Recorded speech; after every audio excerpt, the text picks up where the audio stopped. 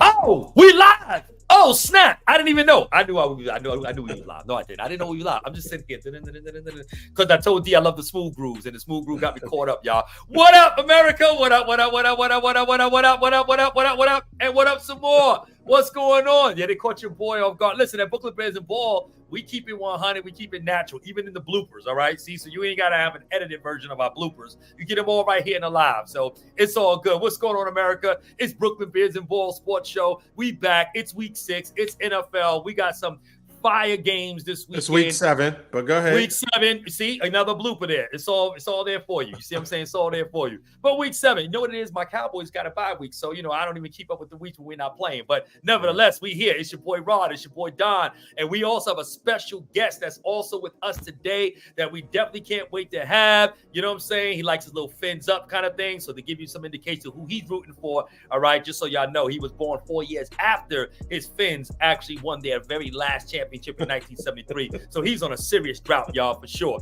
But nevertheless, we are here. We are in the building. You know what I'm saying? So before we introduce our guests, before we get into the show, we need y'all to do us a favor. We need you to like. We need you to share. We need you to comment. We need you to engage. We thank y'all all for the love we've been getting. Brooklyn Bears and Ball Sports Show. And Don just reminded me, this is our first year anniversary right here on this day when we started last year in week 7. So, man, time has flown by. It's been a great journey. We appreciate all the love and support. We've been doing our thing. Big Don, what's good with you, bro? Oh, man, I can guarantee that the Cowboys will win this week. Okay, that's for sure. Cowboys will look will be they'll look the most impressive they have the entire year this week. He got jokes. But I'm excited. I'm really looking forward to our guest talking about his Dolphins. Yes, this is going to be a really good show. We got a whole lineup of really good, interesting games. Please, we want you guys to engage. If you have questions, comments, please feel free. But without further ado, let's get into it.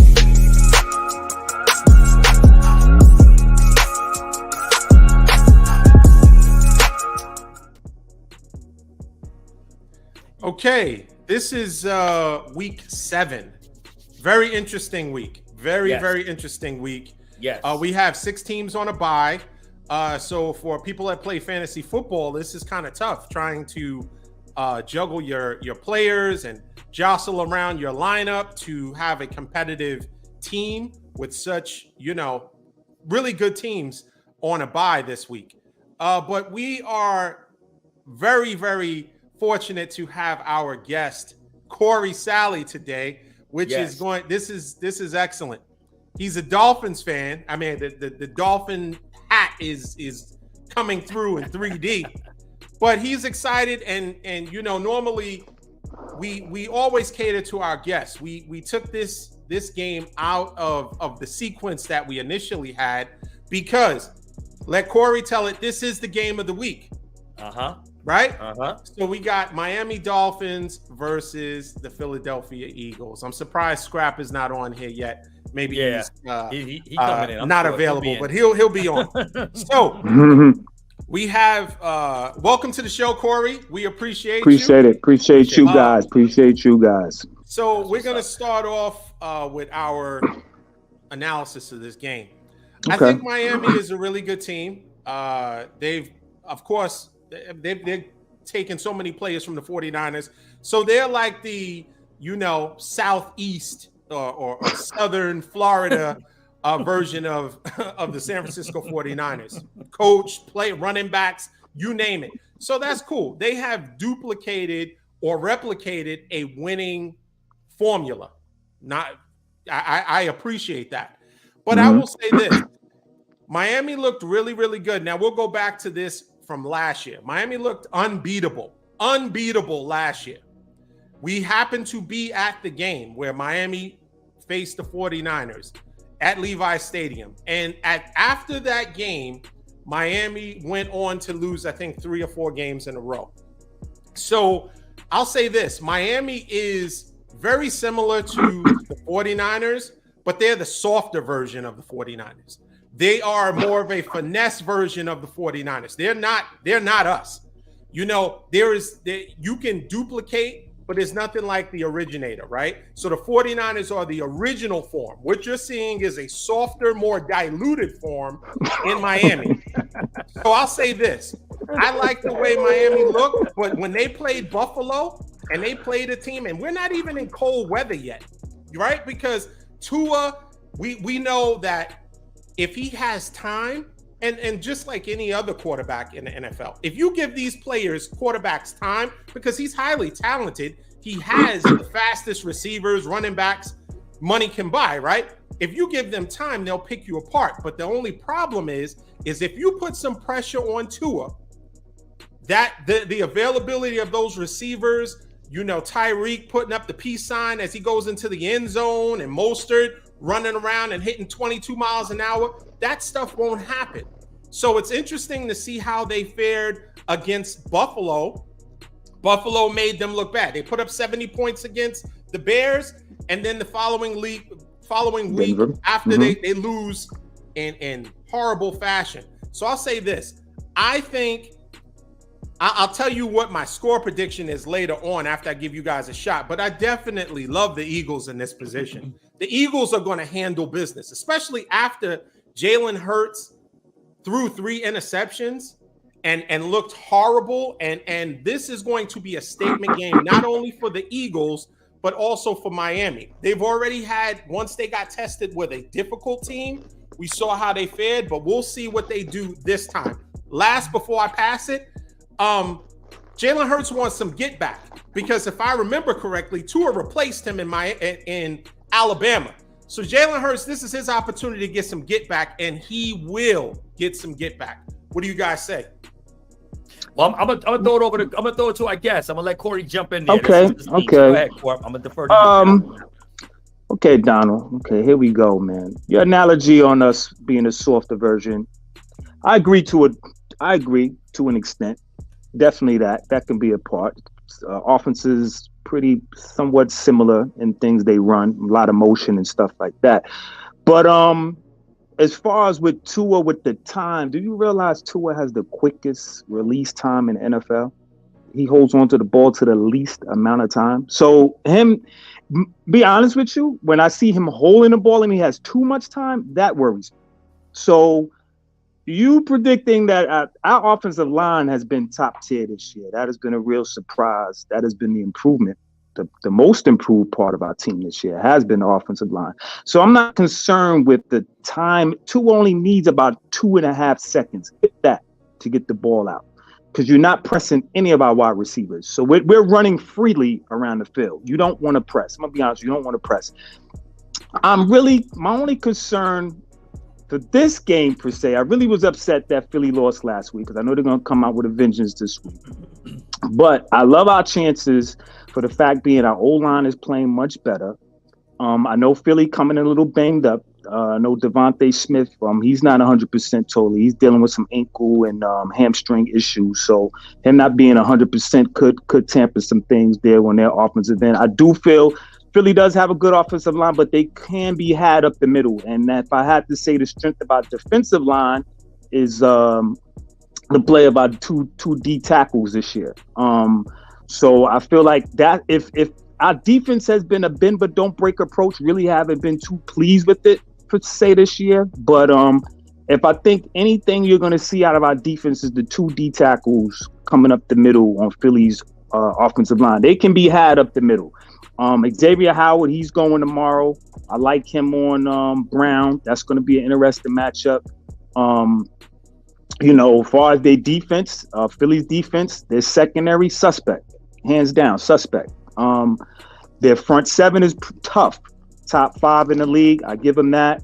But I'm really feeling that tomorrow's game is going to come down to our play calling against Philly's defense. And I love our play calling this year. It's been outstanding. I think beating Philly on the perimeter is key, because I think we're going to have problems going up the middle on them. And if I have to say, I'm feeling very good. And going back on that Buffalo game, we were in the Buffalo game. Some turnovers towards the halftime, kind of let it slip away. Some missed tackles. The Diggs play was huge. We were toe for toe with Buffalo for a quarter and a half. I'm not concerned too much with with Buffalo. I know we can get them back in Miami. I'm not concerned with that. I know everyone's seen it. Everybody hyped the game up. It was a big show, but I think tomorrow night we will see our revengeance, and everyone will see that we are legit. Tomorrow in Philly, where it's very tough to play. No doubt. I'm a pass this on right. I feel good. I'm feeling good. No, you should. You should. I think the Dolphins got a really good chance to win this game. Again, Philly struggled all year long. Their wins were very close. They've been looking suspect all year, to a degree where that dominance, and I think everybody was expecting that dominance from them this year because on paper, they've got so many weapons with Smith and Brown. Their run game, Swift is actually an upgrade from what they had last year. And then, of course, you still got their quarterback that's able to still run the ball very well, the RPOs, that's a tough thing, right? And the tush push and all the other stuff that they got. But despite all of the weaponry and all the things that they have and indomitable plays such as the tush push and all this other stuff that they got, right? There's still a team that I feel is very vulnerable, and particularly on the back end. This game is going to me, in my opinion, is going to kind of be one in the air because I think both teams struggle in their secondary. In fact, they're each giving up about the same amount of yards. I think Philly's giving up maybe 2 more yards more, 252 yards in the air on average. So that's a lot of passing yards that you're giving up per game for both secondaries. And so I think Philly, as good as their front seven is, as Corey alluded to, their back end is definitely the Achilles heel. That's the area where they're most vulnerable. That's the area where you might have an opportunity to get some shots in. And not only that, but Miami, because of the danger that they got on the outside and all the speed that they have, is that I think now you definitely can't, they got a good front seven, so they don't need to put extra men in a box to stop the running game. But I do think you'll have some opportunities there to run the ball. Obviously Aiken is out, so you don't have him, but most are still averaging 5.7 a carry. So they can still run the ball effectively. But I think they've got to be strategic with it. I think to Corey's point, you're going to have play calling. That's going to be very, very essential. You're going to have to find the matchups, okay? Unlike my coach, Mike McCarthy, Mike McDaniels, okay, and like also in San Francisco with Shanahan, these are coaches that find mixed matches. These are coaches that know how to strategize. They know how to find the weak links in a defense, and they will exploit those matchups. And so I don't think they'll be able to run like they normally run, but I do think that they can get the running game opened up with the pass. So I think this is a game where, it's going to be interesting. It's going to be a lot of fun to watch because, again, the back end for both teams are not that great. That's not the strength to their defenses. But at the end of the day, it's Philly has not looked impressive. And last week was bad. And I know off the top, people say, well, you lose a game, you're going to come back and you're going to come back with some vengeance. You're going to come back and, try to make amends for a bad loss. And that was a bad loss to the Jets last week. But at the end of the day, I still think Philly can lose this game. And now, personally, for me, for the Cowboys, NFC East, for standings, for seed positioning and so forth, and trying to position ourselves to win the division, of course, I'm rooting for the Dolphins to win this game because that's all I would love to see is for Philly to drop 2 in a row. And that'll put my Cowboys in an even better position when we get ready to play the Rams next week. So, no, but I like the Dolphins in this game for that reason. I think Philly just hasn't looked great, but they're going to have to stop that running game. And you guys give up 119 yards per game on the run, Corey, with your Dolphins there. So that's quite a bit. So they may have a chance on the run side. So let me ask you a question. I thought, and someone told me this on the show, that we picked the games not based on any ulterior motives, but we picked the game based on what we see. Now I'm hearing you, Rod, start to, I want them to win. I want Miami to win based on the seeding in the NFC East. You got to call the game like you see it, right? I just did. No. I gave you all statistical reasons why I think Miami will win. Not to mention the fact that I want them to win, but I did back it up and reinforced it with statistical data and just watching these teams play up to this point that I do really honestly believe that Miami can win this game. Philly is not scary. I've been telling you since the beginning of the season, D. Philly, I'm not worried about Philly. I really ain't. I know they're a good team. You're not worried about Philly. But I'm not worried about Philly. As a Cowboys fan. But we're talking about Miami. We're talking I don't think Miami needs to be We're talking about the Clevelander. That's the Miami we're talking about. We're talking about toes in the sand. We're not talking about Cowboys with a top 5 defense. We're talking about Miami. So You have to kind of remove yourself from saying we're not worried about it as Cowboy fans and talk about Miami fans. Miami should be worried about the Eagles. They really should be. No, they should we are. Yeah, we are. Philly's a good team. Definitely a tough matchup. Let's get a score.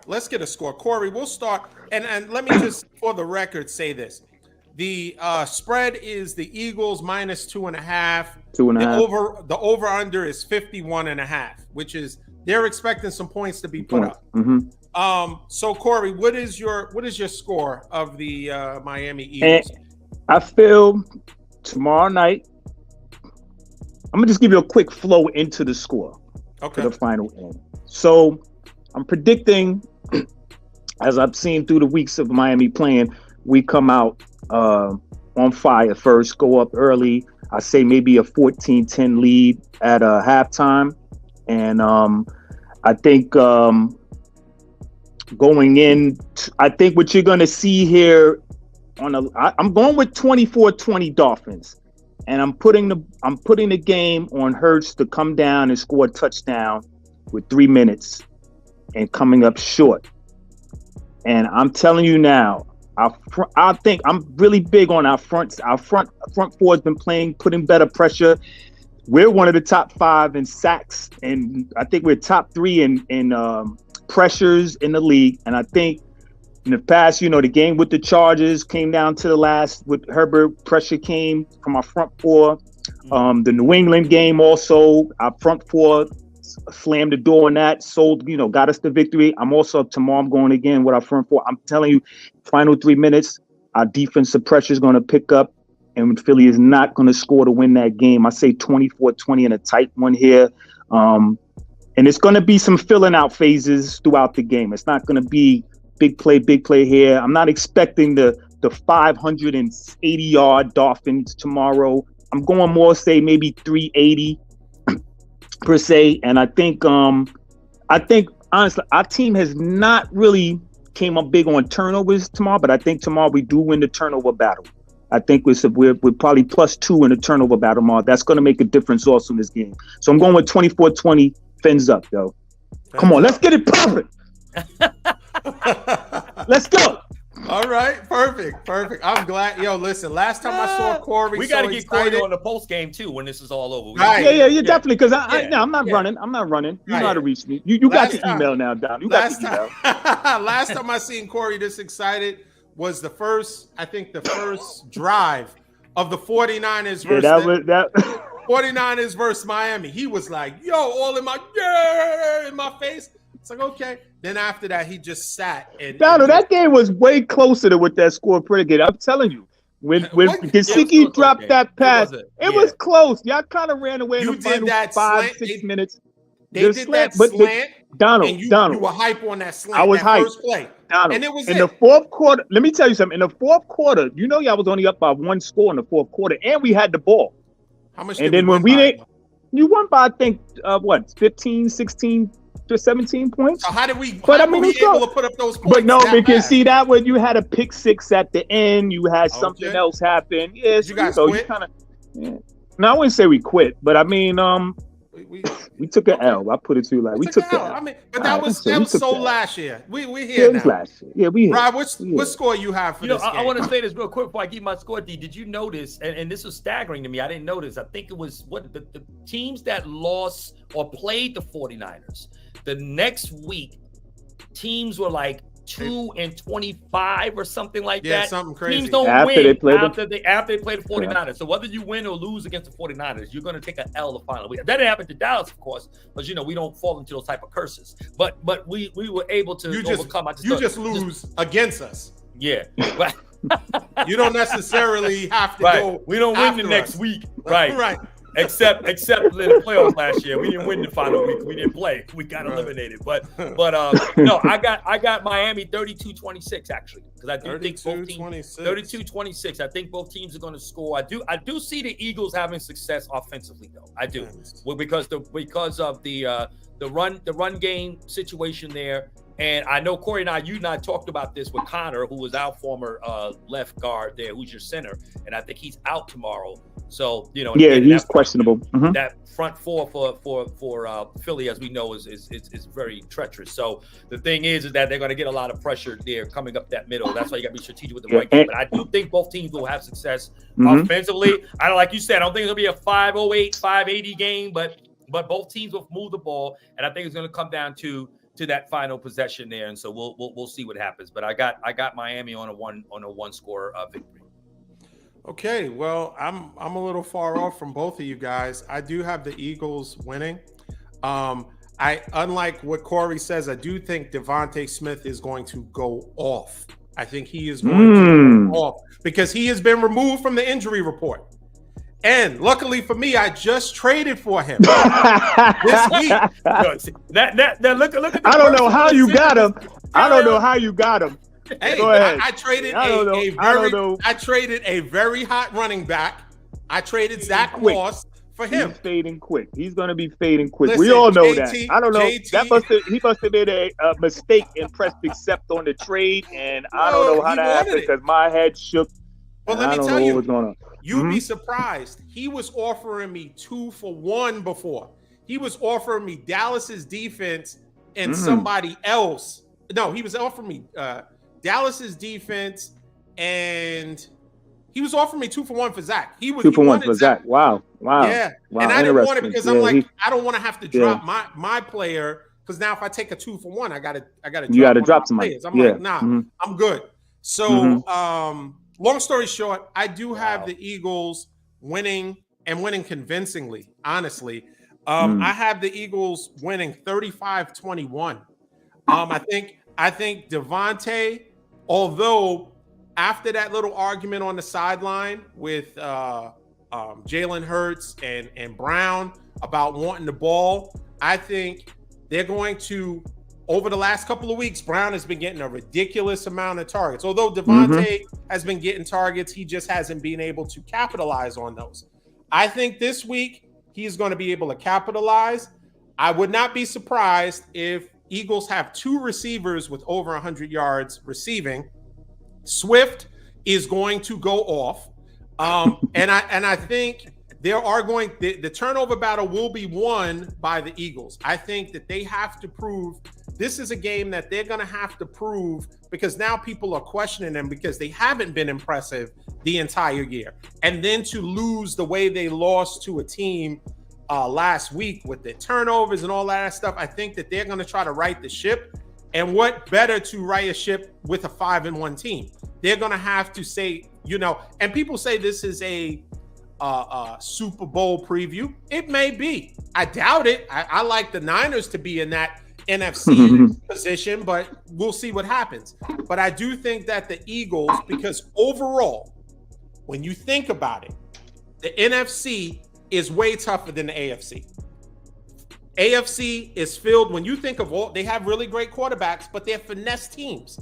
They're not gritty teams. Now, granted, the Browns are a gritty defense. They are really good defense. But overall, when you think of all the teams on the AFC as opposed to the NFC, all of the NFC teams historically have always been more grittier teams. I mean, am I right or wrong, Rod? You agree with that? No, no. Tell me the AFC teams. Tell me the AFC teams that are. I mean, the Steelers, yes. Okay, Baltimore. Okay, you got the Jets. The Jets are also gritty. You seen that last week with the Jets. That's already 4 teams. As far as the NFC, who you got? Philly, San Fran, and what? Maybe Detroit.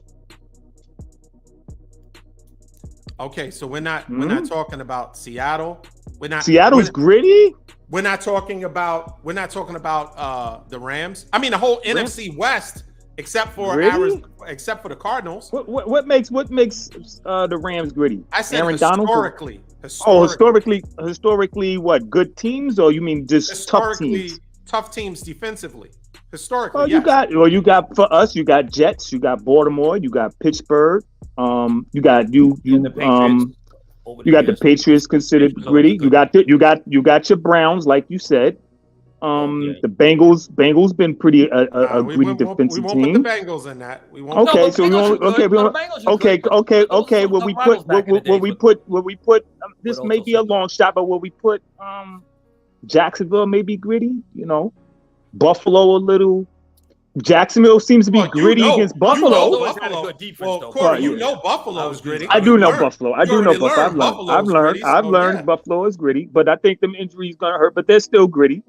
So I mean, overall, I think the AFC is the powerhouse. They have the more powerhouse teams in the NFC by far. They have more powerhouse quarterbacks. I would agree with that. I say overall, they're more. Yeah, I think because I think when you look at the NFC, the only real, I mean, you got San Fran, you've got the Detroit. Obviously, is a gritty team. You got the Eagles, you got the Cowboys. Oh man, then you after said that, the Cowboys the fourth out of that? Well, as far as good teams, I won't say it's gritty. I won't say gritty. I like and that. I'm not naming them in particular order. You did. You named them in order. Because you were like, you were thinking better. of any other team possible, and then you said, oh, well, the Cowboys.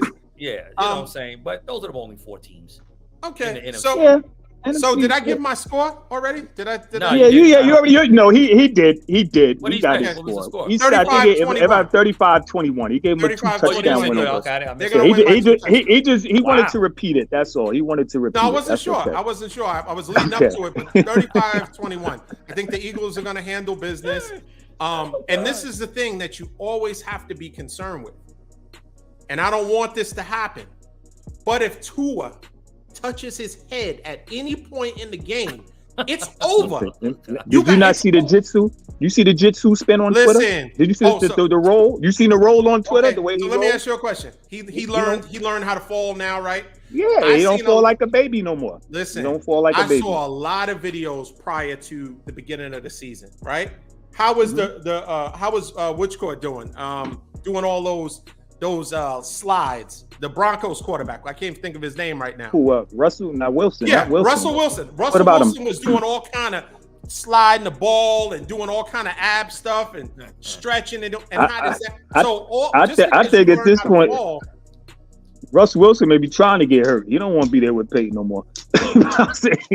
He probably looking to get hurt. He's sick of Sean Payton. But I don't think. Listen, they're stuck with him. They're stuck with him. They stuck. But Tua has shown the ability. He hasn't been hit as much. And the times I've seen when he's been pushed and so on, he's done a better job. He's done a better role. I seen even when he did take a few sacks, he just went down. And we got the type of offense we could lose 5 yards, and it's no sweat, Donald. We just come back and throw a 30-yard slant to Tyreek. It's no sweat.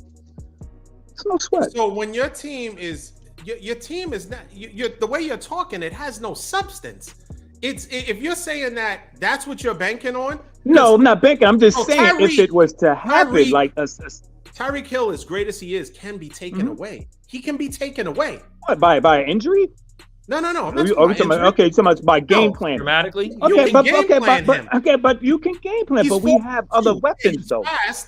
Let me tell you what we've been doing, because I've been about 3 Dolphin games already this year, and I've watched substitutions. I pay attention to all that. You know what we've been doing? We don't play Tyreek. He plays about 70% of the snaps, and the snaps what we'll do, he'll get a big play, he'll come out, we'll send in Chosen. What's his name? Robinson. What's his name? Chosen. We'll send him on 2 deep streaks on that same cornerback that was guarding Tyreek, and at that same corner on 3rd down, Tyreek comes in. He's wore out. He just ran 40 yards down the field. Now Tyreek, he got to match up Tyreek on 3rd and say 5. He's out of breath. He's done. He can't stick with Tyreek. So I mean, it's just the little things that the detail. That even like last week with Carolina 14-0, I wasn't concerned. This is a different Dolphin team, man. We're just outsmarting everyone right now. So you guys, and before we end this segment, and let's not forget the ammunition we're getting back. Number 5, Jalen Ramsey. Let's not forget, Don. Jalen Ramsey. He looked really good when he was playing with the Rams, right? He looked excellent.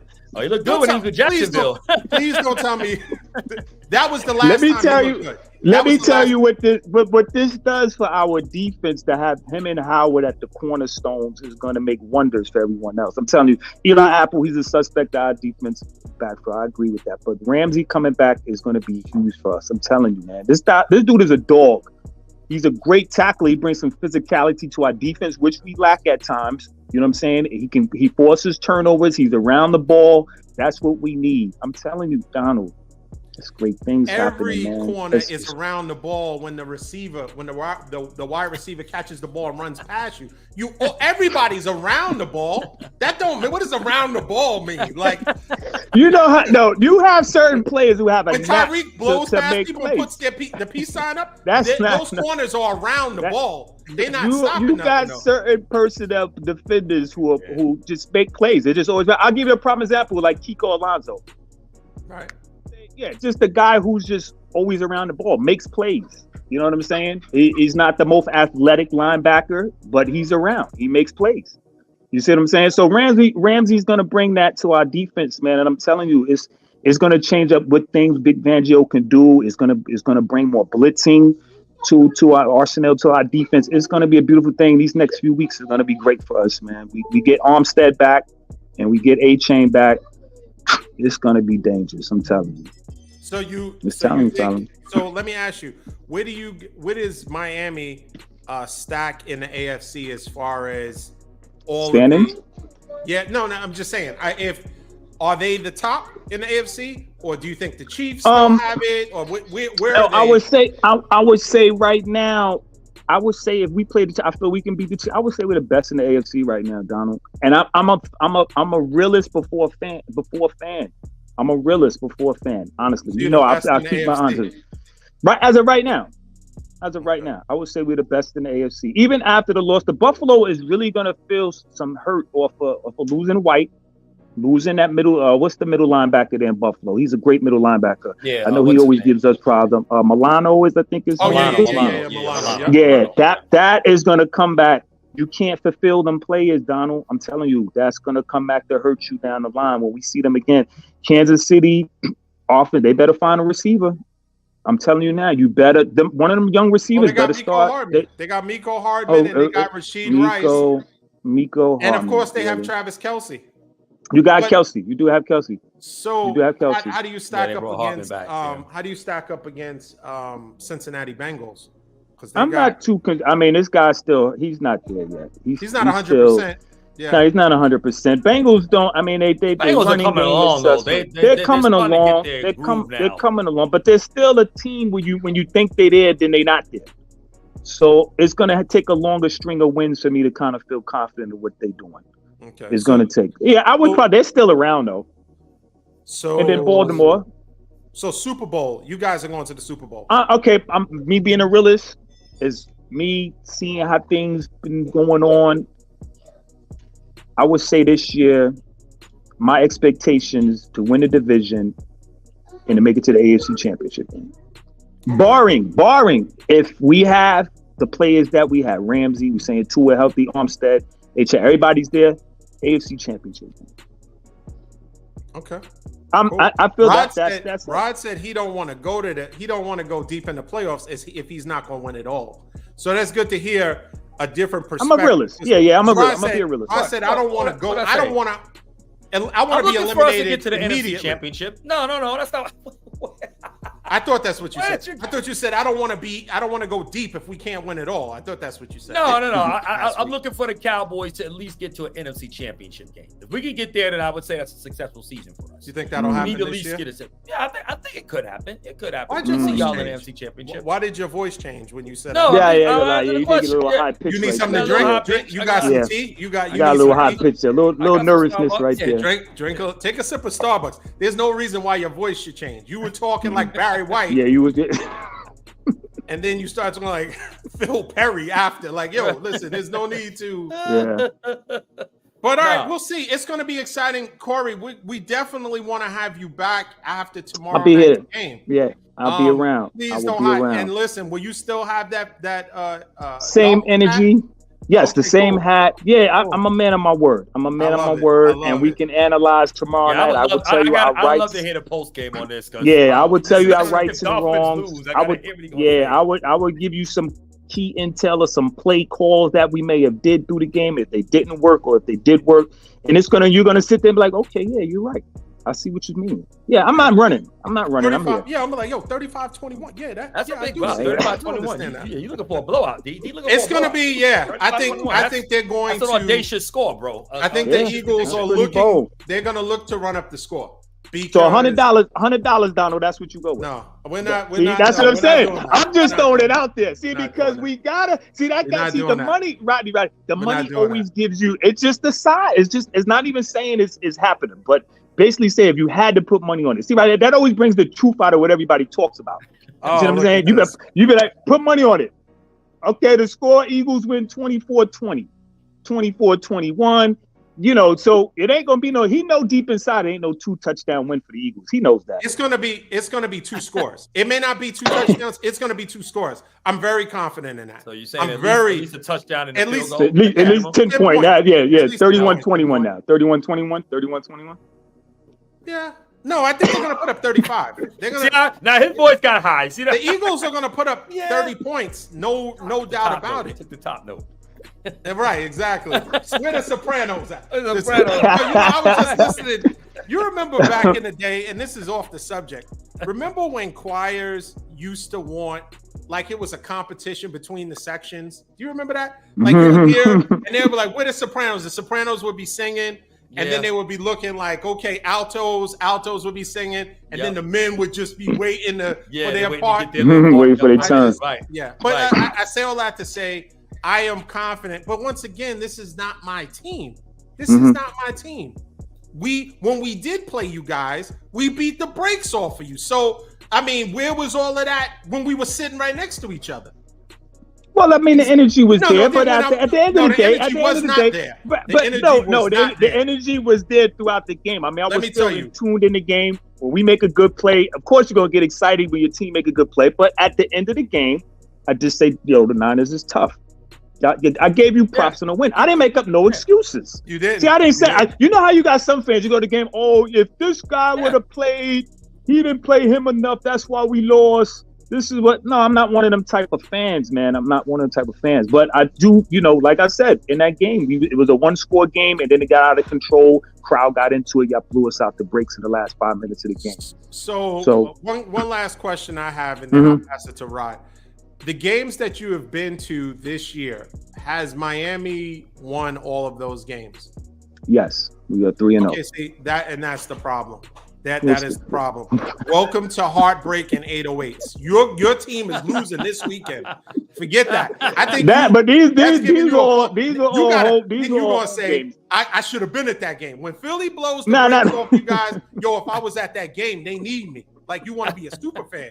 I don't know. Yeah, Fireman Ed or somebody. Like, yo, your team is going to get smoked this week, and I can't wait for us to. And we shall see, Donald. We shall see. You will lose by double. It be being a real fan so much, man. Even if we were to lose the game, I just want a different outlet. I want it to be a competitor. Definitely better than Winston Buffalo. Because I'm gonna tell you this before I go. I'm gonna tell you this now. I'm gonna tell you this. Everything I said about us being the number one in the AFC. Expecting these high expectations. We got Philly and Chiefs. We got blown out by Buffalo. We go out there, we get blown out against Philly tomorrow. My perspective will change. The fraud question will come into my head to a degree. Are we for real? I appreciate it. Will. I'm gonna be honest with you. It will come into question. Well, then let me say this though.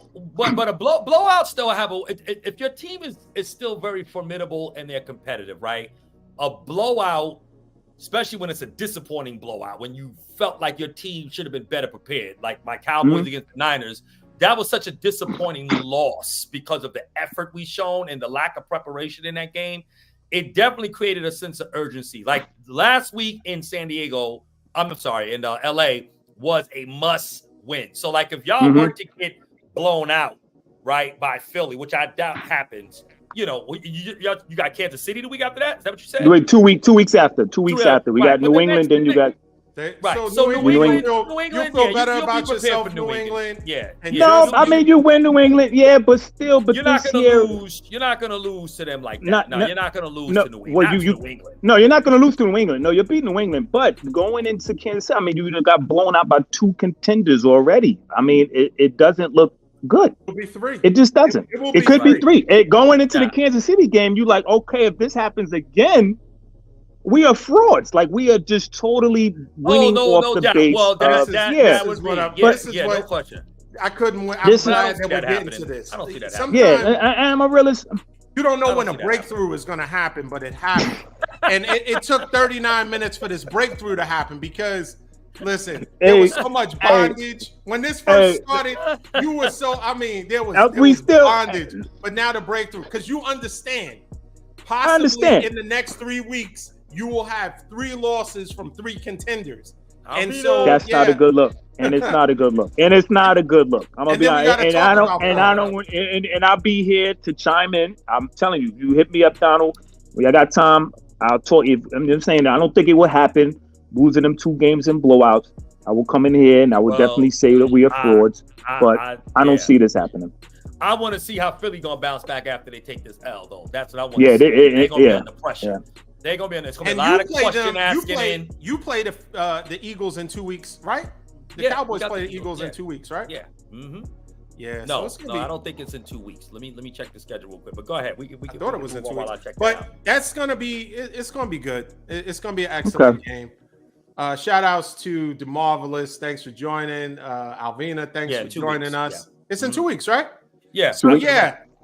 And so it's going to align that both brothers' teams could possibly get annihilated on the same week. We got to have you guys back, man. We got to have you guys.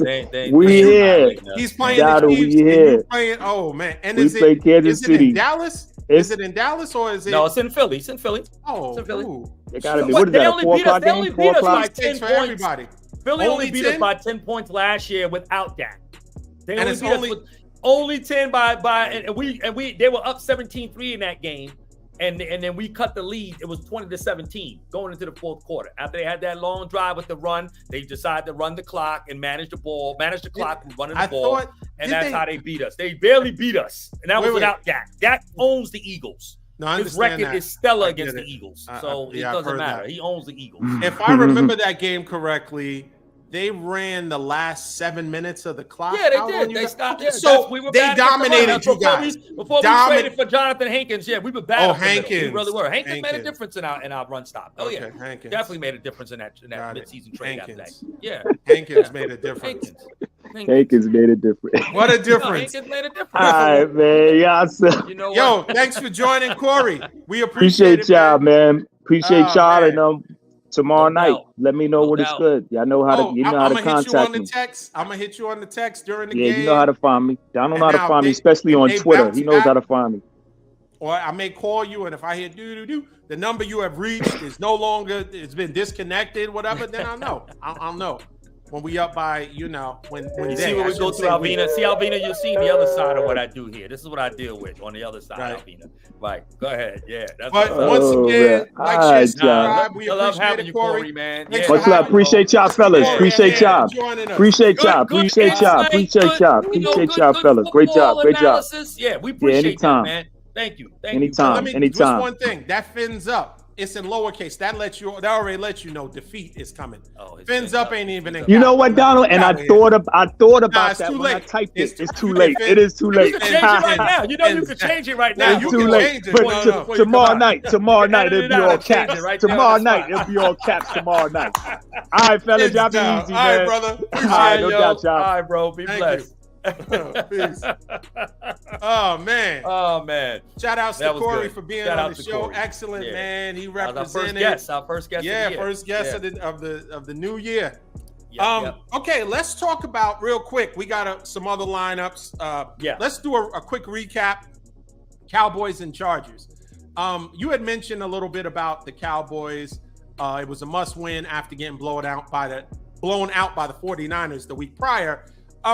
Overall, you guys got the W. You didn't think that they were going to win. I did, but it wasn't impressive. It wasn't a super impressive. First of all, for 4 quarters almost the entire game, Micah was non-existent. Now he made the play when he needed to, and ultimately sealed the game. No. He's paid to be an impact player the entire game, and he made an impact play. That's what he did. The entire game, he made it when he needed to. But I wouldn't think that a 21-17 or 2017 was anything to write home about. And like, yeah, we're back. Mm-hmm. I think that was a game where there were a few missed opportunities by the Chargers because they could have easily, really, because Palmer was making you guys look bad. Your secondary looked suspect against Palmer, and Palmer is somebody that they pulled off the scrap heap.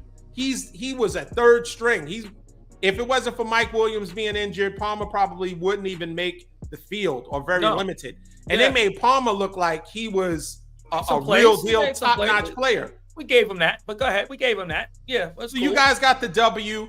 Are you impressed with that W? Listen, I here's the thing with the W. So when you talk about Micah Parsons, right? Great players are not only known to play great, they're also known to make great plays when it matters. And Micah made a great play when it mattered. Has Micah been taken out of games? Yes. Just like you said, Tyreek Hill or anybody else that's great can be taken out of a game. But then they will, at some point, because they're great players, they'll make a great play. And that's what Micah did. Of course, subsequently, then, Gilly gets the interception there because of the pressure, again, that comes from that front row. We do lead the league in the most pressures, by the way. And so that, even not getting the sack, we still make quarterbacks throw into bad throws, like happened what we saw with Justin Herbert, because there were 2 plays where Keenan Allen was wide open. That would have changed everything had he was able to connect on Keenan, because I don't know where Deron Bland was on those plays. I mean, completely lost in the sauce. So thank God that Herbert overthrew him on both those plays, because, again, the pressure created that kind of throw. Was it an impressive win, or was I impressed with the win? It was an impressive win, but I wasn't totally impressed with the win.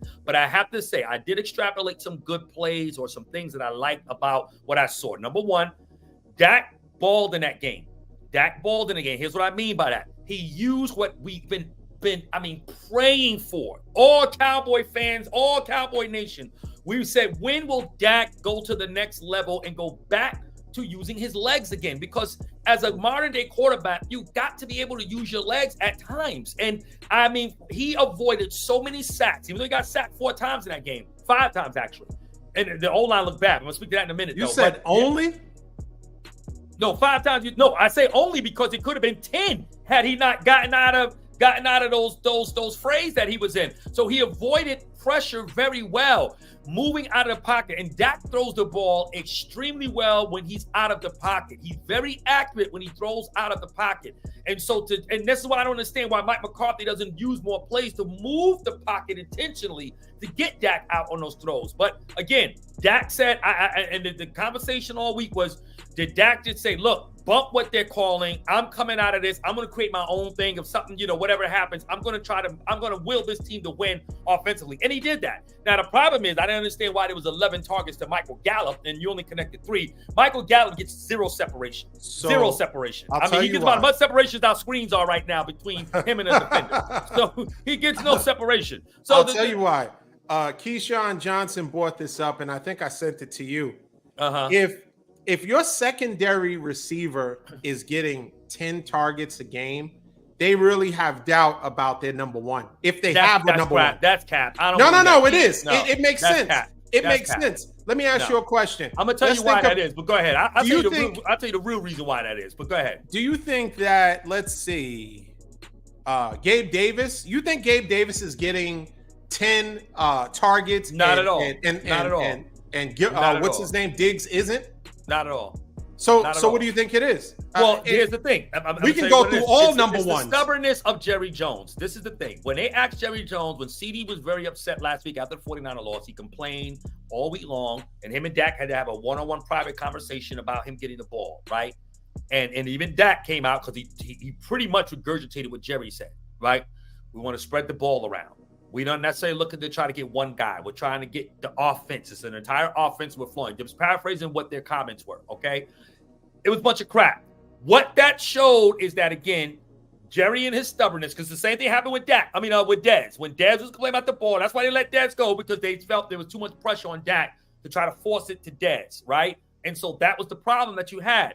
Their idea mentality, McCarthy's going to do whatever Jerry says anyway. And so this putrid, very dormant, unimaginative offense that they run, right, has no motion. We last in the league in motion. So we don't look to try to get the ball to the playmaker. And again, CD's in a contract. Yeah, CD wants his money. Let's call it for what it is. He's trying to get his stats so he could buttress his position for a big contract. My thing is that, but again, this is the stupidity of the Cowboy brass. CD was 7 for 7, targeted 7 times, 7 passes, over 120 yards. We don't win that game if CD doesn't play the way he did.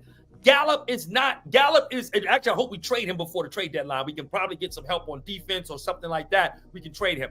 Gallup is not that guy. You forcing Dak to throw in the tight windows. It has nothing to do with the way we feel about CD. We know CD is the best. He is the best receiver on your team. And what did Dak do, right? So Dak, I think a lot of these plays to Gallup that they had was designed, but at some point, Dak went his own way. He got Cook involved. He was able to get CD involved. And that was the thing that I felt was the difference in what Dak was able to do. So this whole thing about not what Keyshawn is talking about, that says a lot about your number one player. No, it's all about politics with Jerry. That's what this all comes down to. So based on what you're saying, is CD Lamb's days numbered? Are they going to move him after a certain point, and perhaps get some, go to a different team and then just draft another receiver that they can just maintain cheap receivers because you're paying the quarterback so much? Like, when it comes time for your receiver, that logic of what you're saying doesn't make sense. If CD indeed is the best player, and he's in a contract year, but he is still the best player, if you have no intentions to pay him or through his play, let him justify the salary that he's asking for, then you don't want to let him go. You're compromising victories for the sake of keeping his salary low. Right, but that's the unfortunate way of which Jerry thinks. It's all about leveraging contracts. Like, they're not going to let CD go. They're going to re-sign him.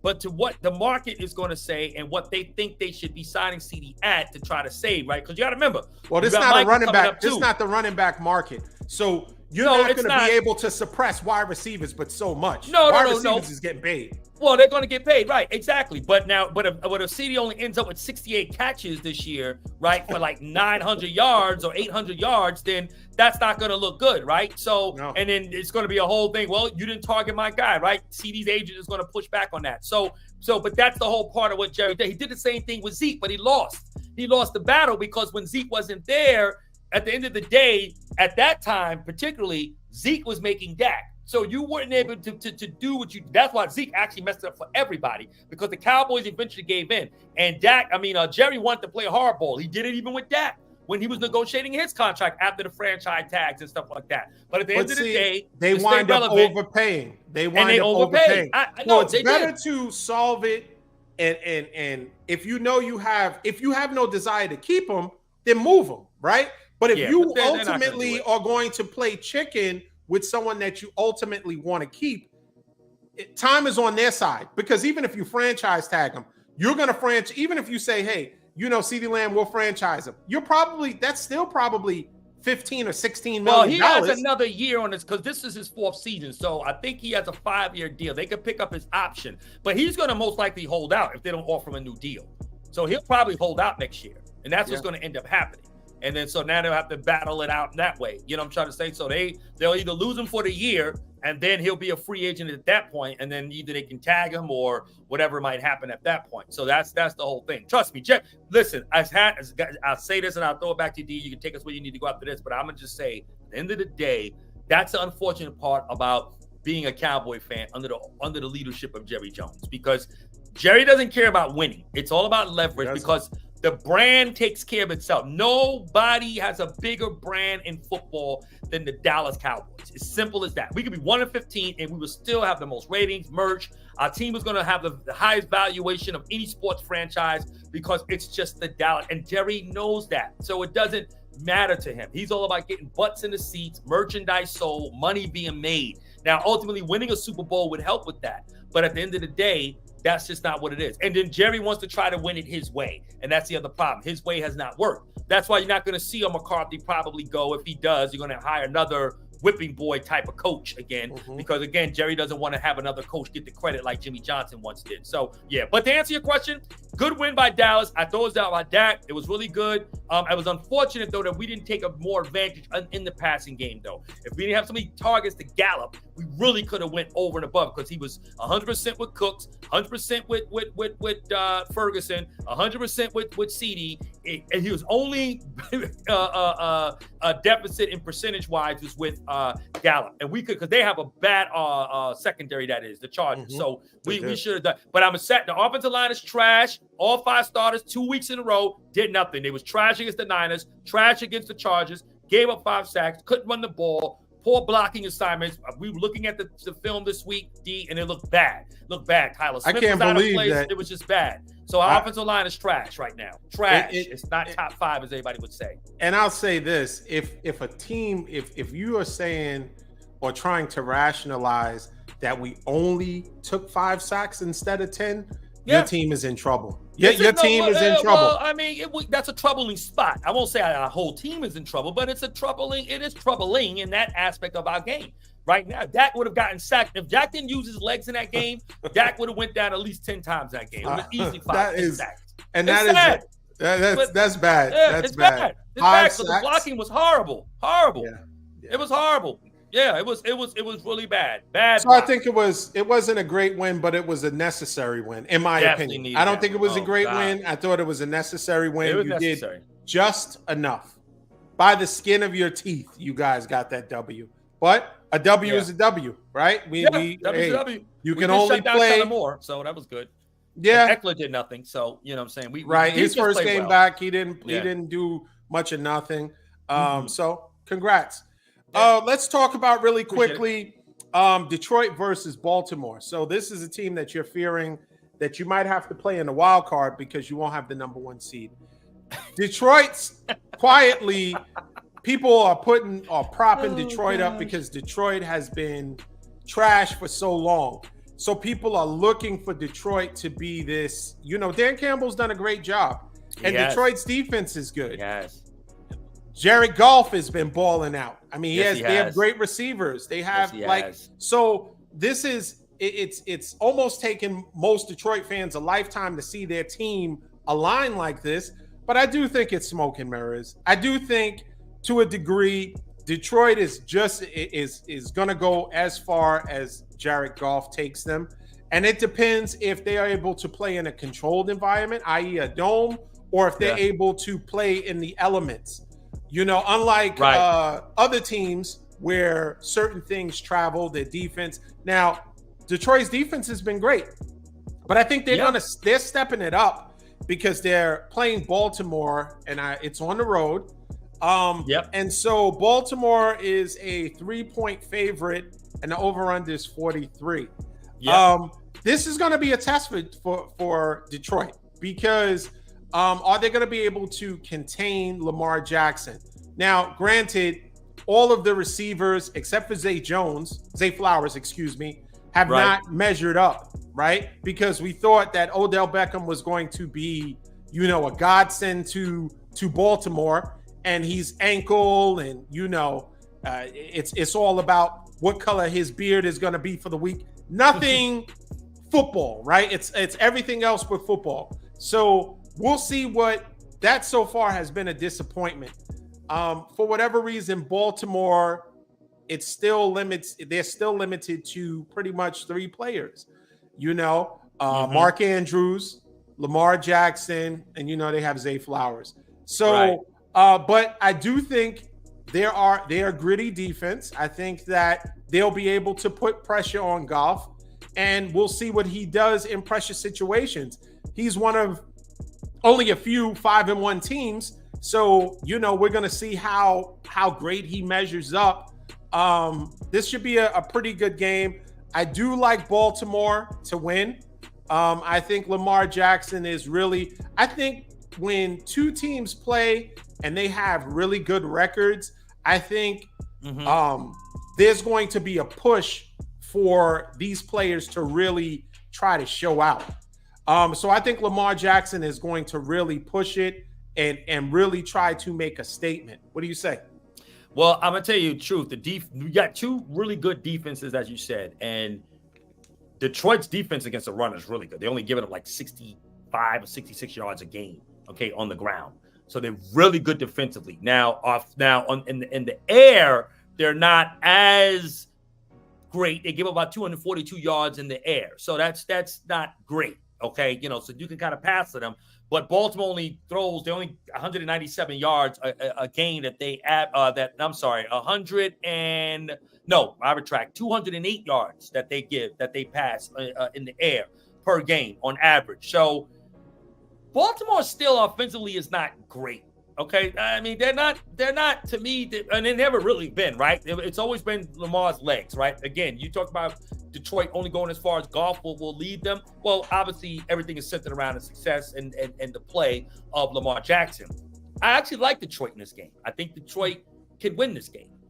Again, I think they got enough good defense. You got two top 10 defenses in this league that are playing against one another. And so I think it's going to come down to the defense. I don't expect a high-scoring game, but I do think, and I like Detroit to win this game. And Detroit is they're a team that passing the ball 270 yards a game in the air. I think they'll get some success there to a degree, and I think they'll prevail in this game. I got Detroit winning this game. I like Detroit in this game. I do. Let's get a score with Detroit. What's your score? I like this game. I think we're going to see. I like a score of 22. Oh my! It's going to be 22-19. I got to pick those odd numbers, right? 22-19. 22-19. In Detroit, I do have Amon-Ra on my team. Him on your fantasy, yeah. Yeah, he's a great receiver. Yeah, he's balling. He is balling. I do like Baltimore. I think Baltimore is going to win 28-17. 28-17 Baltimore. Okay, moving along. Los Angeles Chargers versus the Kansas City Chiefs. Kansas City is 5.5-point favorites. Over under is 48. So odds makers are expecting this to be kind of a high scoring game. I'll say this: Kansas City has a problem with LA Chargers, as if they can look terrible or inept against the Cowboys, but sometimes they can have Kansas City's number. I do think that Eckler, a second game back, he will be able to maneuver better. I think Palmer is still going to be a force. Keenan Allen is going to ball out. Everett, I think, as in tight end position, is going to play better. So I think this is going to be a competitive game. Honestly, it's hard. It's as hard as it's to say. I'm putting Kansas City on upset alert. Kansas City, in my opinion, I know they just got Mecole Hardman. I know that Travis Kelce is their main attraction. I know they have Rashid Rice, that's a young receiver that's coming up in the ranks. He's starting to ascend to try to be a number one receiver. And of course, their run game has been pretty efficient. But I will say this: I think that in a tough division, well, we envision the division to be a lot tougher than it actually is, because the Raiders are garbage and Denver's trash. But I think this is a two-man race, and I think that for the sake of many things, parity, some other things involved, I like the Chargers to win this game. I'm putting Kansas City on upset alert, and I think it's going to be a high-scoring game. I think this is going to be the highest scoring game this weekend. What do you say? I got the Chiefs on this one, man. Yeah, Chargers are just bad defensively. They're bad. They're really bad. That's why I'm disappointed in the Cowboys for not taking advantage of that, particularly that pass defense. They give up the most yards than any other team except one. They're a bad team. They're bad defensively. The Chargers, that is. And I think, Pat Mahomes is not going to leave meat on the bone. Not like Dallas did. No way. Dallas had a chance to score even more points. They got stopped on that 4th and 1, which is not going to happen against Kansas City. Kansas City will win this game, and defensively they get back a Minihute. I think that's one of your guys. They get him back. He was suspended, drug suspension there, so he'll come back. And now the Chiefs don't have a great defense either.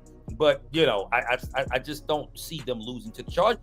Problem with the Chargers is they got to get better defensively. And Staley is a defensive-minded coach, which baffles me because he just not get the defense. Like, if you're a defensive-minded head coach, right, you expect it, right, to at least get the defense right. Rex Ryan, when he was coaching the Jets, he was a defensive-minded coach. The Jets had really, really good defenses during his tenure as a head coach, right? Their offense wasn't great. You had Mark Sanchez, who didn't play bad. They did get the 2 AFC championship games. But at the end of the day, it was the defense, right? In Belichick for years, defense. It's defense. You got to have a really good defense, right? DeMeco Ryans is bringing defense to Houston, and so he has a really good offense, right? Stroud and them boys is playing. The CJ is balling. Them boys is balling. Shout out to your boy. I give DeMeco some credit, just as a side note there. But at the end of the day, Kansas City, they're going to take advantage of this. There's no way. I don't see the Chiefs all of a sudden just playing outside of character and playing some good defense in this game.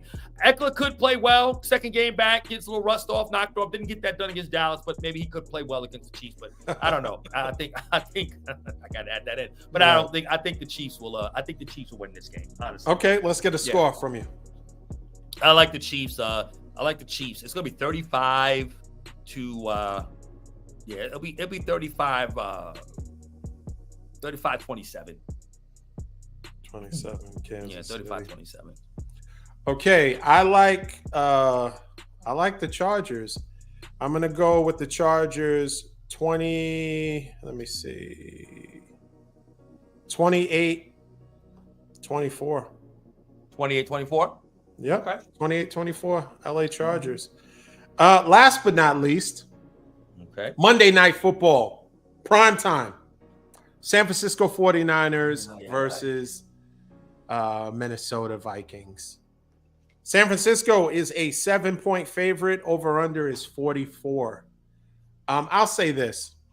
I think last week we learned a lot.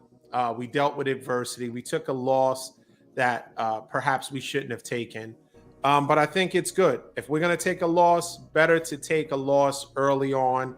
We sustained some injuries. They don't seem to be anything that's going to be long-term. Thank God for that. The only problem is part of the gamemanship that Kyle Shanahan is doing. I have 2 players on my fantasy team, and they're not saying that CMC is going to be, out. It's questionable from what I'm saying. Listen, we have a bye coming up. If there are teams that we can beat, right, and we feel confident, we're not playing any powerhouse teams in the next couple of weeks, why not rest him so he comes back 100% for the stretch run? Because, as I've said this whole time, February is what matters. We are concerned with February. October is beautiful. It's great. We need February. We need him to be top peak performance in February. So hopefully we get some answers, because Debo, Trent Williams, and McCaffrey have not practiced this whole week, right? And they have a game Monday, so that affords them some extra time to put out their final, injury reports. I don't know if they'll have to do it today or probably today, because I think because they would have to travel. So I think it's because I think we're playing them in Minnesota. So it's about travel. So they'll probably have to release it sometime today. I would say if they're not practicing today, that they're probably not going to play. And so for us, it's next man up. Brandon Ayuk is going to, I anticipate him having, because he dropped a few passes, uncharacteristically last week, I think he's going to ball this week. If they put Elijah Mitchell in, who is now healthy, or Jordan Mason, either one of them is going to have their way, I believe. I don't have a preference because I have both of them on my fantasy team. I just want them to tell me who I can plug in. But I'll say this. I think this is the only thing that concerns me. Everybody is looking for the Niners to come back with a vengeance. And it's only 7 points. And it should be, well, the Niners have been averaging, except for last week, 30 points. They've been beating teams by double digits all year long. The Niners will win this game, but I do think in a perfect world, the Niners will win by a field goal, and Moody will be the person that kicks the field goal to win the game. That's how I think the universe will work it out. What do you say? No, I think, listen, Minnesota doesn't have a bad defense. It's not a putrid defense. It's not really bad, but because their offense is so bad that, it's hard for a defense to really be able to shine the way that they could possibly shine, because when your offense just don't score points, kind of goes back to Mike McCarthy's idiotic theory, like rest the defense. We just want to run the ball, rest the defense, right? What's the best way to reward your defense? Is it controlling the clock, giving them rest, or scoring points? You score points. That's how you rest the defense. That's how defense plays at a high level. That's how defense comes out inspired and play when the offense is scoring points, okay? Right. Not running the clock out only to either kick a field goal or turn the ball on downs or turn the ball over. But I digress. That was a little Dallas moment for me. That was my frustration. Sorry. We're talking about the 49ers and the Vikings. So I make my point. Vikings only rushing on average 75 yards a game. That's bad. That's really bad, right? And the 49ers give up 80. Okay. All right. So a stout run defense versus a very bad running offense, right? You go figure, right? Who wins that battle? So at the end of the day, no Jefferson. They've got no chance. That's not going to happen. Okay. Kirk Cousins, his QBR is what, 57? Not really great. He's completed 66% of his passes, which isn't bad. Okay. But, he's not, he's only averaging 7 yards a play or pass play. That's not good, right? And you got no Jefferson now. So this game, for me, if I'm a 49er fan, I'm not worried about it, which I don't think you should be worried about it, D. Coming back and how you need to, do you want to annihilate this team? Yeah, you do. But at the end of the day, you really want to, if you're a 49er fan, right, you're looking at if there is no life without CMC for a minute, what does that look like, right? Now, he will play. I agree with you. I would sit him out. Had y'all pulled out a win last week, maybe he does sit out this game, right? But because you lost, you don't We're 5-1, though. It's not. I agree, but in our division, we have a 2-game lead on any team in our division. So I don't see why it's not of. I'll say this. Certain teams having home field advantage is very, very important to them. It's imperative to their success. 49ers are not that way. We don't need home field advantage in order we're not predicated on our success if we have home field advantage. Detroit, I would say, yeah, they need home field advantage. I don't think Philly needs home field advantage. But Seattle, the Niners don't. You got to think about Seattle. You're only 1 game up on Seattle, right? And for all intents. What's their record? They're 3-2. You're 5-1. So that's a game and a half. Y'all beat them. So Yeah. So, but now look, they're playing Arizona, right? They could win that game, right? Seattle could very well win that game. And so if they win, y'all lose for whatever crazy reason. You should be able to beat Minnesota without a CMC, right? You should be able to beat them. So, but they'll play them anyway just to be on the safe side, because you just can't take that. And I think that would be a mistake. I think that would be a mistake to play CMC. I've said all season long. I agree, but I'm just trying to give you some reasoning why maybe perhaps they are going to play them. No, I think you want us to play CMC so that he could have been 100% out of the bye if they had rested him. Now he's hurt, and now he can't put. No. That's not what I'm saying. I don't accept that. I don't accept that suggestion of just keep playing CMC. You just mentioned that Minnesota without Justin Jefferson is at a deficit, right? They do have other receivers, right? But they don't have anyone that can really put up the points. I mean, Justin Jefferson is a big deal. They don't have him. He's out 4 weeks. They said 4 to 6 weeks, and depending on what Minnesota's doing, he might be done for the season. Well, so Mitchell's coming back, right? He'll be there tomorrow, right? Is Mitchell playing Monday night? Yeah. Well, okay. We have Mitchell and Jordan Mason. We don't need CMC. I like Mason. I think I like Mason a lot. We don't need Mason. CMC. We need to rest CMC. Okay. We realistically need to rest Debo, right? Because rest Debo. We need to rest Debo. Rest Debo. It'll be a big Ayuk and Kittle game. Mason or Elijah Mitchell can ball out, and we can. It doesn't. Once again, this is not college. Today is college. They play college games today, Saturday, Sunday. Are the games on Monday and Thursday? That's where the pros play. So it's not about running up the score. We don't need to blow them out by any 20 points. We don't need to beat them. We don't need to put up 40-something points on 42-10. We don't need to do that to them, okay? Because that's not. Did we do that to somebody? Do what?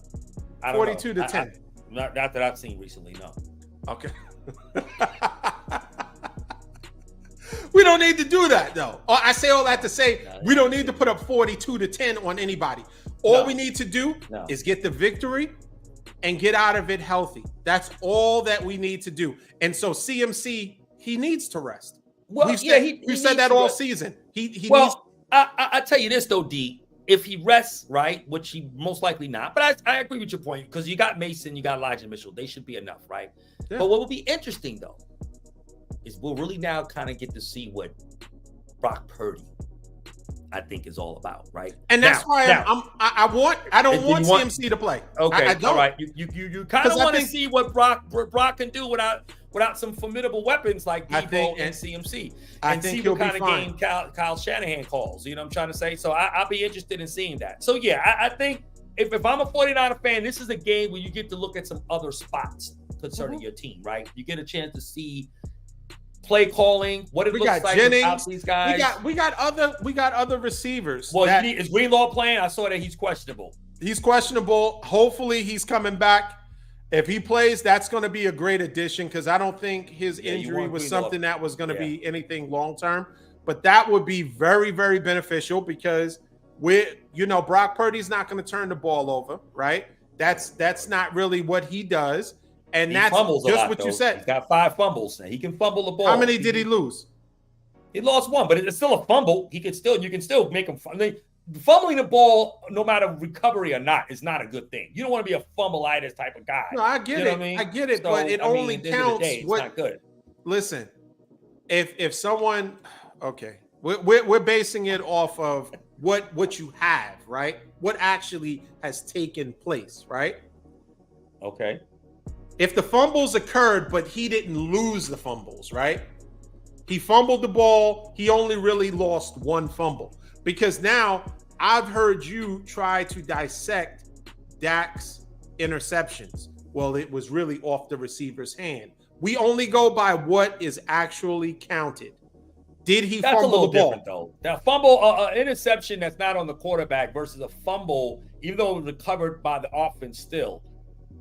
It's a different type of dynamic altogether, right? I mean, because the quarterback has 0 to do with that. But you got to protect the ball if you're a quarterback. I get it. When you get pressure, I get it. Yeah, he's got to protect. I mean, at the end of the day, that has nothing to do with anybody but him. You know what I'm saying? You got to protect the ball. I've never seen you so relaxed, and that's because you're on a bye week. You're so relaxed. Like, I mean, it's. Yeah. Fun fact, you don't care. I get it. I don't care. You're so. I just see you. I can say whatever I want this week. This week I can say whatever I want. It don't matter. Yeah. It don't matter. This is you guys will play the best you have played all year this week. Mm-hmm. Let's get a score from you. Let's get a score from you in the Minnesota 49ers game. Actually, I'm going 23-13.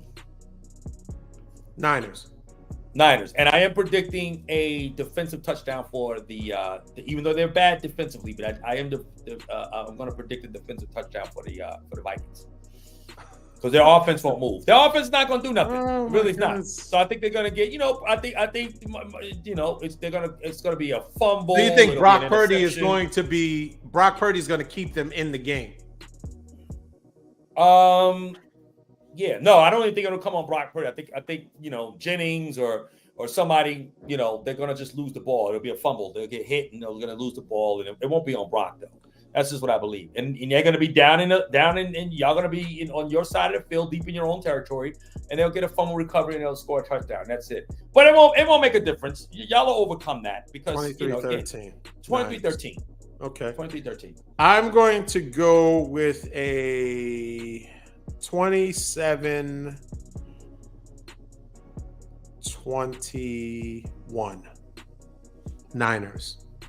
What was the score again? Say it again. 27-21. Okay. 27-21 Niners. Okay. So we will win, but we won't cover. We won't cover the spread. But I think overall, Niners will have a good game. I am looking for Brandon Ayuk to show you, Dallas Cowboys, CeeDee Lamb, what a number one receiver really looks like. He's going to show tomorrow what a number one receiver looks like. Monday. God. He's going to show you what a number one receiver looks like in prime time. Number one receiver can't do it in one game. Number one receiver has to carry an offense in the passing game. You mind? You don't mind? CD did last year with 107 catches and over. If you don't mind, we're talking about this year. If you don't mind, can you tell me? Can you have time to look at their numbers, or is the show too far spent that you don't want to tell me what their numbers are? It's too. It's late in the day. I know it's late in the day. It's late in the day. You know what I'm saying? Got to do your work while it's yet day. When the night comes, no man can see. I can't Monday night, nobody can Monday night, nobody gonna see. Okay, let's look it up. Right. So Ayuk, he's averaging, which is really good, 18 yards a pass. Right. So I think that's tops in the league. Right. Okay. He's got 454 passing yards. He's got 25. Oh wait, hold on. Yeah, he's got. Hold on. Let me see here. Regular season. He's got 25 receptions. Am I looking up the right guy? Yeah, Brandon Ayuk, 25 receptions. Okay, but he did miss a game. So, yeah, okay, 25 receptions, 454 yards, okay? And he's got 2 touchdowns, okay? All right? Okay, now let's look at Dacky. I mean, let's look at the CD. Okay? Give me 1 minute here. We'll pull up CeeDee Lamb and CeeDee Lamb. Okay, CeeDee Lamb. And so CeeDee's averaging 14 yards a catch. Okay, as opposed to 18. All right. Okay. He has 475 yards. Okay. With 2 extra games. Okay. What do you mean 2 extra games? He only missed. Ayuk only missed 1 game, right? Did he not? He missed 1 game, and CeeDee's already played, right? Right, and then he's gonna and CeeDee's played all his games, but I mean it balances out. But all right, so 1 game.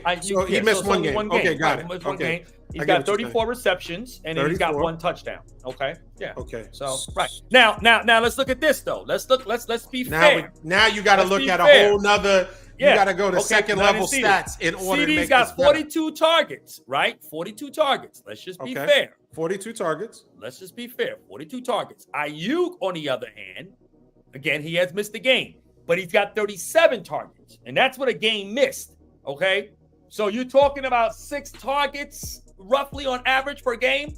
So that's another 6 more targets Ayuk would have had he played that game. We can't extrapolate to that level. Well, we're going on average, right? It would be 6 games that y'all played, and he's got 37 targets per game. I mean, for the year. He's only played 5 games. He's played 5 games. Okay, so that's 5 targets. Right. So that's 5 targets. He would have got another 5 more targets that he played. So technically, he would have been up to 42 targets. Okay. For the year, which is the exact same amount that CD actually had. But he probably would have had a lot more yards and maybe an additional touchdown.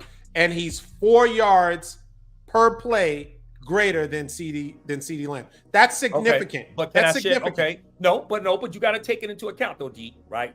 Y'all have a plethora more weapons. You have a better offensive scheme. So we're a better team. Teams to scheme against, y'all a better team. But that only proves my point even more so, right? Because if you're a number one, as we heard Richard Sherman and all them say, which is so stupid, because DJ Moore could take a small route, a hitch, and he can break 10 tackles. So that makes you number one because you can break tackles. I mean, Jerry Rice didn't break tackles like that, so he wasn't a number one because he didn't. Because what? You know what I mean? Because breaking tackles is the barometer of a number one. Like, that just sounds so idiotic what he was saying. So I'm saying that didn't make any sense. So what I'm saying is that you know, a number one can still do well when they're still scheming him and knowing that he is the primary target. Like Jefferson goes into a game still, right? Still being the number one key that every defense has to stop, and he still gets off, right? Or Cooper Kupp, or Devontae Adams, or Diggs in Buffalo, or Tyreek Hill. These guys, they know they got to stop them, and they can still get off. To me, that's a number one still. When you know you're still the best player on the offense, and they still can't stop you. Now, last year, again, CeeDee Lamb with a very, very basic off. I won't say Kellen Moore threw the ball a lot, but he was still, CeeDee was the best player. Gallup is not on his level. We didn't have Brandon Cooks last year, all right? Dalton Schultz had a good year as a tight end, but outside of that, we had no receivers. Dalton He's Schultz playing pretty good in Houston. is playing better than all of your tight ends combined. Yeah, he is. We just, but I'm not mad that we let him go because we just couldn't afford him. Henderson, the problem with Henderson, well, Hendershot is hurt now, but Ferguson, Ferguson actually is better, a really good tight end. But the problem is he just can't seem to get into those creases in the red zone. The red zone, that's what Dalton Schultz made his money. That's where he was really big. And maybe if he was willing to take a little hometown discount, then maybe we could have kept him. But for what he was asking and what he deserved, I mean, he earned that. You know, so he didn't play well against the 49ers, though. He did score a touchdown, but he did nothing in that game too much. And then he ran out of bounds on a stoop on that last play, which is a dumb thing he did. But anyway, that's either here nor there. But Ayuk is a good receiver, but he's not a number one, D. He's not a number one.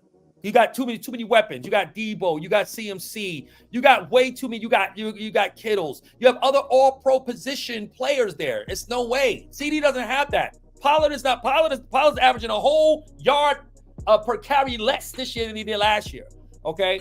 We have no other receivers that are on that level of CD. Cook is a really good receiver, but they're not getting him the ball. So what difference does it make? So when Dallas was dominant with Troy Aikman and Michael Irvin. Michael Irvin a number one? He was a number one. Yeah, he was number one. Alvin Harper. Even though you had a chance. Even though you had a dominant running back, you had a dominant quarterback. Yeah, he was still the number one receiver, right? Yeah, he was still right. But he didn't have a number. He didn't have a number of a really good, formidable number two. I mean, you know, what's his name? Jesus, I'm drawing a blank. My tight end back then, Jay Novacek. Really good tight end, right? Really good tight end. But I'm saying he wasn't the Kittles. He wasn't an all-pro tight end like Kittles. He wasn't he didn't have Ayuk is not playing under the benefit of an all-pro player like CeeDee Lamb. Now you're starting to scheme for Ayuk. Ayuk is now on the radar of defensive coordinators, not like it was before. It was Debo, it was CMC, it was Kittles. It was those guys, D. Come on, you got to be fair. He's the number one receiver. He's not a number one. You're not going to change my mind, and he's going to show. He's going to show he's a number one receiver tomorrow. Okay, we'll see. Monday. We'll see. He's a good receiver, but I don't think you mean something. If he went to Chicago, he'll be. I mean, if he went to a team, like Chicago, or he went to a team. If Ayuk was on a team who's a bad, or even New England. Right, where you just got number one receivers. He'd be a number one receiver. He'd be a number one. I don't know. Easily, he would go. He would get a lot of targets, but he would be. But can he still perform while you're still trying to take him out? If people scheme totally for Ayuk is not. No, it's a wrap. It's a wrap. If all the attention is focused on Ayuk, it's a wrap. You're not hearing of Ayuk. 2 catches, 21 yards. Wrap tops. That's it. It's a wrap for him. He's benefiting because he has other players people got to scheme for. I love it. I'll tell you. I love it. All. Is he the best receiver on your team? With a healthy Debo, is he the best receiver on your team? He is. You know what? America, did you hear that? Yes. Did you hear that? Yes. Producer, was there a delay? Did the Wi-Fi? Was the Wi-Fi cut out for a second? Hear that? The boy here says he owes me. He owes me. Yeah, finally I get that to go my way. Right? That wasn't a nutso take. That wasn't a nutso take. It was a nutso take. You know why it's a nutso take? Because D is looking up, trying to think about, is Ayuk better than a healthy Debo Samuels? There's no way, D. His route running, his. We're not talking about. Receiver. He's a better receiver. Now you asked, is he a better receiver? Right? Yeah, is he a better receiver? There is a difference between being a better receiver and a better player. All right, so then what's your final conclusion? Because I want to hear this. America, get ready. Y'all hold on. Oh God, because I'm gonna get ready to do a take on it. I don't even do as many reels as my partner, my co-host Don, but I would do a reel in a minute. Are you saying that Ayuk is a better receiver than Deebo Samuels when healthy? I'm saying that Ayuk is a better receiver than CeeDee Lamb. That's what I'm saying. You're not going to have infighting with the 49ers. You're not going to sow dissension. But America, he said he's the number one. If he's the number one receiver, that means he's the best receiver on the team. And is he not the best discord with the 49ers? You're not going to do it. He is better than CeeDee Lamb. I will stick with that. He can't handle the truth. He's better than CeeDee Lamb. CeeDee Lamb is not a teammate, though. CeeDee Lamb is not a teammate. Okay. To be a number one receiver, you got to be the best receiver on your team. And the question is he a better receiver than Deebo Samuels? Brandon Ayuk is a number one receiver. Period. Point blank. Co-host. Point blank. America, my co-host should have been a lawyer. He really should have been a lawyer. He point blank. He is a number one receiver, and not only is he a number one receiver, he is better than CeeDee Lamb. So you're implying that he's better than Deebo Samuels when healthy? He's a number one receiver. However you want to take that. Oh, man. He is the number one receiver. Listen. America, he don't want the 49er fans coming for him because they will come for him. They're going to come for him because they love their Deebo and they love Ayuk. I love Deebo too. Better than Deebo. I know you love him, but Ayuk is a number one receiver. He's number one target. Do you see his route running? He's a good route runner. I love Ayuk. I do. I'm not. When I argue with you about this, I'm not talking about him as a player and his performance. I have nothing bad to say about Ayuk. Ayuk can ball. Yes, he can ball. He can ball. He can run routes. He can get the deep routes, intermediary routes. He's great after the catch. Good speed. All of it. I love it. And he blocks. He can yak. He can yak. He can definitely yak. I love it. No, I got nothing against him. I just debate your theory. You just want to get us. You want infighting within my team. It won't happen. That's what you want. You want there to be, big me, little you. It's not going to happen. It's already established. It is already established. Deebo is big, and when Deebo is healthy, he's not the same player because he's been hurt. So now you could morph. I'll leave you with this, America. I'll say this, and then we can close, I guess. Donald, Ayuk has the potential. I think potential, and I don't say a lot of potential, but he's got some potential to be maybe a number one in a Kyle Shanahan type of offense, but not overall. He's not that you can't just take him and plug him anywhere. Devontae Adams, or Raiders who don't know how to use him clearly, but Devontae, Coop, Jefferson, Diggs, Hill, it doesn't matter. Hill is balling even with a quarterback like Tua, who developed to be a little bit better quarterback, but he left an all-world quarterback in Mahomes in Kansas City to play with Tua, who at that time was throwing ground balls, okay, for all intents and purposes, and is still playing at the high level. That's a number one. And so to me, that's the level. I don't even think CD is on those guys' level. CD is, to me, he's the number one on the Cowboys. He's the best receiver on the Cowboys. And I do think he's a top tier receiver on the second level of the good receivers that we have in the league. I don't think he's the premier, but he's at the top. And I think he's on the top of Ayuk, because Ayuk still, the verdict is out on Ayuk. He's a great receiver. He's a really good receiver, but I don't think that he is those guys. And that's the thing. And I don't think he's CD, because CD proved it without Cooper, and he preceded what he be having be the best number one threat on offense for the Cowboys last year. And this is why it's frustrating when he's not getting the ball this year, considering what he did last year. And that's the problem, because Mike McCarthy wants to run the ball more. Okay, I'm gonna leave it alone so I don't get excited again. But go ahead. All right. So listen, we appreciate you guys joining us. We'll just agree to disagree. Mm-hmm. And that's fine. We don't have to always share the same opinions. No. Please like, share, subscribe to our Facebook and YouTube page. We appreciate the comments. Shout outs to Kingdom Creative for the production. Yeah. Awesome job JC's in producing, the building. Yeah. dealing with us, Yes. punching in the nutso takes. Yes. Yes. And all the other stuff. We appreciate that. That was a good nutso. Also, shout outs to Infinite Audio for the music. Good looking on the music. You hear the guys. music? Listen. Yeah. See the groove. NBA TV gets that after us. Exactly. ESPN after we look at We first, bro. we're first. Right. We listen to it, pick, Right. choose, say, and refuse. You give that to pass ESPN. that on to NBA TV. Not that any of it is take. trash. Well, we'll say, yeah, give that to first. Skip. Give Right, that to Skip. right. Skip. Give that to Skip. Skip. We'll give that to Skip. We good. But in any case, we appreciate it.